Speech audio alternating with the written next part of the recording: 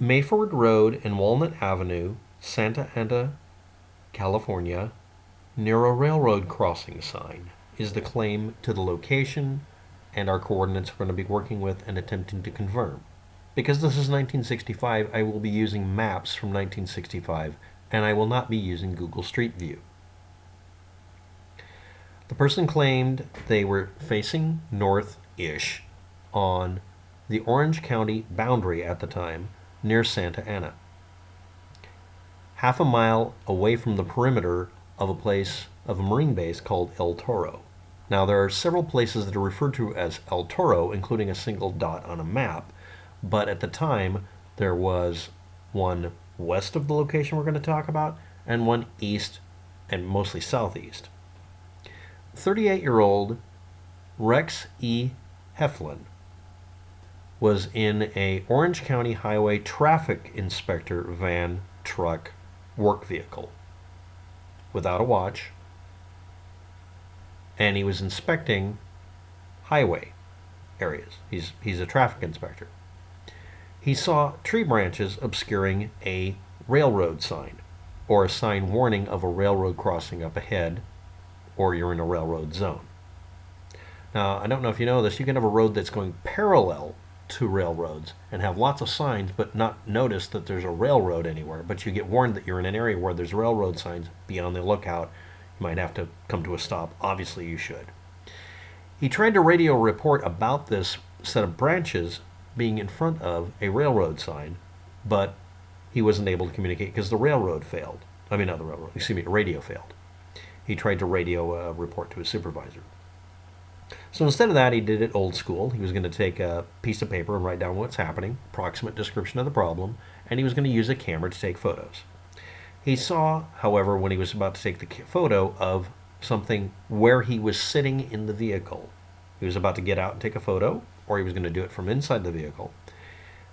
And remember, this is about summertime, and it's noon. He saw a silvery craft approximately 20 feet across, by saying it was about as wide as one of the traffic lanes. It was flying slowly. It was about an eighth of a mile away, around 200 yards or 600 feet, and 150 feet up in the air, 50 yards in the air. He took a Polaroid of it through the truck van windshield, and then a second and third through the passenger window as it flew from left to right across his pathway, across Myford Road, moving north-northeast over the Santa Ana freeway that was a little less than a mile away. Now, that would mean that if he was pointed north-ish and it was headed from his left to his right, and it was consistently at a specific distance, that would mean that he was aimed kind of northwest. We'll see. He then drove north on Myford Road, or north-ish, 100 or 200 yards, again around an eighth of a mile, 600 feet. You see a pattern here. And he went to where he saw a bluish black smoke ring slowly rising in the altitude as it moved with a wind that was also moving northeast.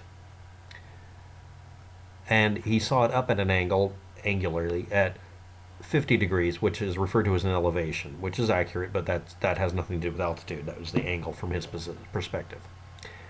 When he got close to it, he took out his camera and took the fourth photo. He then found his radio was working, so he could just do his normal thing of calling in the anomaly, not of what he saw, but the railroad sign that had branches in front of it.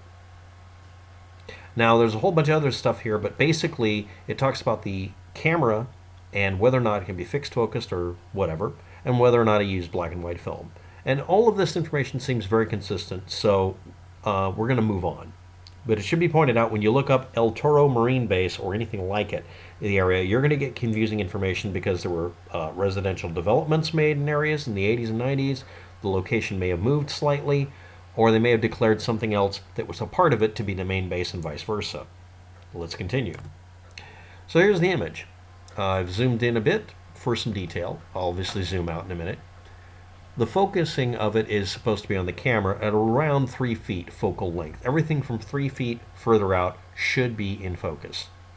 And as we can see from here, out over his hood, he's obviously, leaning forward. He can see a road. You can see some detail in it, unless this is a fingerprint on the photo. And you can see some scratches and some detail problems. And here are your telephone poles. Now, you said this was approximately 20 feet across. Now, if I take that with my thumb or finger and put it on the screen and look for the same width on here, that would put it at a distance of less than 2 telephone poles ahead of me. It is not that far out. It's not 200 yards or 100, 400 feet or something like that. It's only just a little bit of distance. Well, not a little, but not a ridiculous amount. You can also see telephone poles in the distance indicating exactly one pathway for telephone poles. Normally those are put along roads or fence lines so that they don't go over people's property. It also does that. So we're headed towards a T connection here. You can also see that the telephone poles do not have duplicates on each side of the road necessarily, and there might be a slight curve here rather than a T connection here. Okay, that's the detail I can gather. And now let me zoom back out, and you can see it in its full. And it does seem to be cropped, and yes, this over here is my fault because I was trying to clean up an image here, mostly because I had gotten it from a PDF file and they're notoriously bad to work with. This is the next one looking out the right window. And here we can see what looks to be a straight line of plants along a fence line separating individual fields. In the distance we see trees. It's not a perfectly clear day. We can see a main lump here and a little notch here and another lump here, and there's obviously trees interspersed, and then there's one lump here and then here. And we see a lineup between this gap in these tumbleweeds or whatever here, pointing pretty close to it, pretty much right between them. We can also see in the background the other telephone poles, and we can figure out that he was between telephone poles. We also don't see any sign of a railroad crossing or a sign on the right side, and again on the previous image. We don't see anything on the left side that indicates any posts would be put up. So the only place he would be stopping here on purpose to take a photo of a railroad crossing sign would be directly behind him and to the left. Okay? Because there isn't one there or here in this image. Now the next image is the same basic area as you can see, and let me try zooming in a little bit here because it is important at this point. Now I'm going to back up again. There's our notch, and there's a lineup with apparently the camera itself. Okay, and now we see it's moved apparently over to the left, but that could be caused by him moving to the left and this being much closer than it's supposed to be. But then again, he has moved more to the right, and he hasn't moved his car, correct? Okay, so let's back up again. Now, because the image is so squashed the other way, it's a problem. He has moved towards the window, but that doesn't mean he moved towards this corner, because we can still see the corner over here, especially when I grab that. So this could be really, really close and not moving at all. Okay. And the claim he also made in there is that there was a green glow coming from under here. The camera he is using with black and white instant photos with this kind of contrast level would have a hard time hiding something he said which was visually very interesting, a glow of green. And look at the lineup here. We got the notch and this notch here, the space between the plants. That means it's moved from here to maybe here, and this was the lineup we were seeing before, so it's over here. Or again, he could have just moved and this would be really, really close to the vehicle. This the smoke ring he said he took a photo of. Again, he went north, northeast, following it kind of, and saw this puff of smoke. All right. This is a 1965 actual map. It's supposed to be at the junction of Myford Road and Walnut Avenue. Seems good, right? But this is the pathway the trains take into town, and this is the turnaround spot where they can offload and unload, let's say, cattle or whatever. It's pretty common for train systems. And he mentioned that he saw it go past him towards the highway. This is the freeway he was talking about.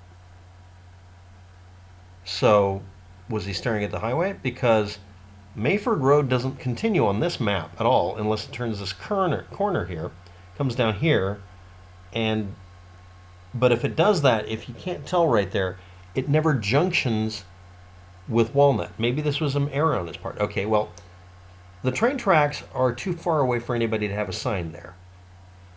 Let's try another different one. This one is from the Water Resources for Tustin, California.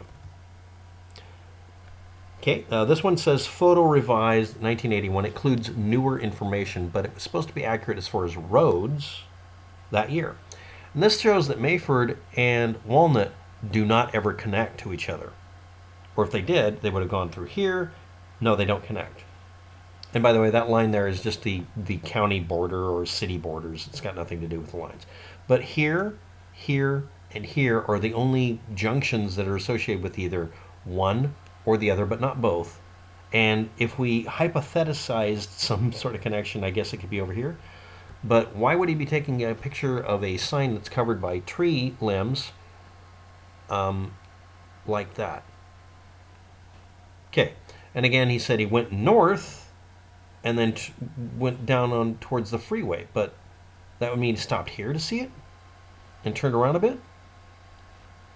Let's look at the other version of the map. None of the versions with Myford Road, because it's a straight line, show it going anywhere even near kind of parallel. Currently, Myford Road kind of goes in a northward way. It follows this road. Well, no, that's not a road. That's a stream. Later on, there was a stream here. And it was converted into a road, or not. Let's continue. This is the unedited version of the map. Now, obviously maps can be wrong. You always assume they're wrong if you're a map maker. But that's the highway he was talking about that it was going across towards. Okay. And here's the road he said he was on and rode on. Okay. So was he on this road? But that doesn't point north-ish. Was he at this intersection? Which is what this looks like now. If you look at it now, Myford Road and that avenue. Junction right here. And you can be on this little teeny section. That's literally the only spot. But back then, that was a riverbed. And again, this is nowhere near that or that train track. It would have had to have been a sign for this train track, which means it would have been approaching this direction. But he's way up here. And again, if it's going to be associated with Walnut Avenue, he's nowhere near it. Unless Walnut Avenue did a hooky-doo and went here. By the way, in case you didn't notice it, it was visible on the others. This indicates dirt road, not paved roads. These are improved roads here for Myford only. And, well, here we are again, and again, these are improved roads that go straight through and bend a little bit. And here's that avenue. Again, it's an improved road. This is later on, obviously. This is revisions. But they don't connect. And back when they could have connect, and that's kind of a big ask, it was dirt roads, not paved.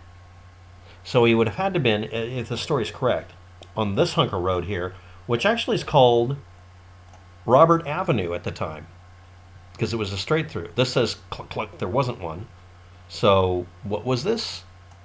Well, that's Harvard, and that one is called Robert, but it could have been called part of Myford. Okay, so that would put him here, looking this direction. But again, there's a river or whatever here. Well, that would account for it. So there's put him. But then again, he would have called it Robert, or he would have said I was more close to Harvard. And again, he couldn't have been on Walnut because that's not Walnut. Maybe this was treated as Walnut, and that's the intersection again. But then again, there isn't any train tracks in either version. Now, I'm sure there's a version somewhere where it was there. Problems I have with the story.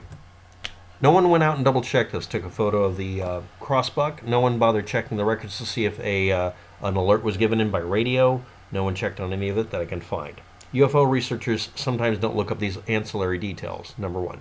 Number two, no one went out immediately with a commonly available camera that doesn't have to be expensive, took an identical photo to do a perspective check. Next, this information that I see in this image does not match a person who's near train tracks or dealing with a train track sign unless it's on the other side of the road on the opposite end.